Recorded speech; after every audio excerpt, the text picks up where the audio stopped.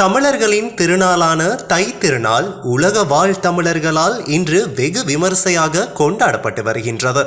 அந்த வகையில் வீரகேசரி நேயர்களுக்கு அன்பான தை திருநாள் வாழ்த்துக்களை தெரிவிப்பதில் பெருமை கொள்கின்றோம். இதே நேரம் சீரற்ற காலநிலைக்கும் மத்தியில் உழவர் திருநாளாம் தை திருநாளை முன்னிட்டு இன்று நாட்டின் பல பகுதிகளிலும் உள்ள கோவில்களிலும் தேவாலயங்களிலும் வீடுகளிலும் பொங்கல் பொங்கப்பட்டு விசேட பூஜை வழிபாடுகள் நடைபெற்றன.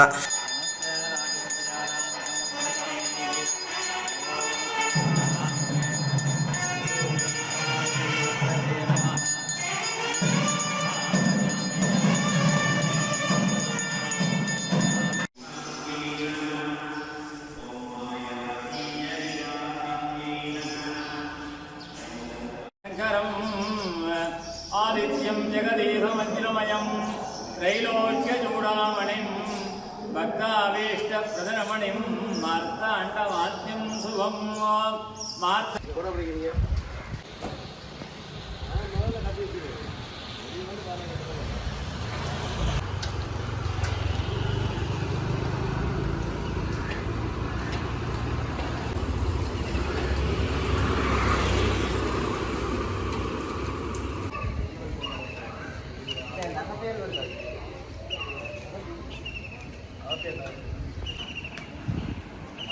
மன்னாரின் சிறப்பாளிடம் பெற்று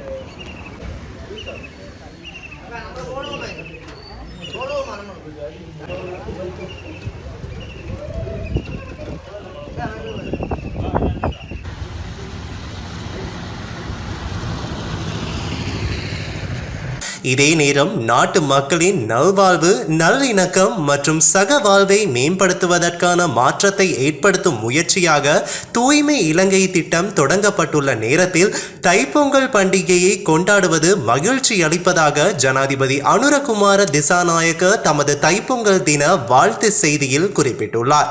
தைப்பொங்கல் பண்டிகையானது ஒரு உண்மையான கலாச்சார கொண்டாட்டம் என்பதை காட்டுவதாக பிரதமர் ஹரிணி அமரசூரிய குறிப்பிட்டுள்ளார். ஆரம்ப கட்டம் முதல் அறுவடை வரை விவசாய நடவடிக்கைகளுக்கு இயற்கையின் மூலம் சூரிய பகவானிடமிருந்து பெறப்பட்ட ஆற்றலுக்கு நன்றி தெரிவிப்பதே இந்த விழாவின் நோக்கம் என்று பிரதமர் தெரிவித்துள்ளார். இதே நேரம் ஒரு நாட்டின் மக்களுக்கான பொறுப்பை ஏற்றுள்ள ஆளும் கட்சிக்கு பொதுமக்களின் பொறுப்புகளை நிறைவேற்றுவது என்பது அந்த அதிகாரத்தை வழங்கிய மக்களுக்கு செலுத்தப்படும் நன்றி மற்றும் பொறுப்புணர்வின் வெளிப்பாடாகும் என்பதை தைப்பொங்கல் விழாவின் உட்பொருளை சரியாக புரிந்து கொள்வதன் மூலம் உணரலாம் என எதிர்க்கட்சி தலைவர் சஜித் பிரேமதாச தனது தைப்பொங்கல் வாழ்த்து செய்தியில் குறிப்பிட்டுள்ளார்.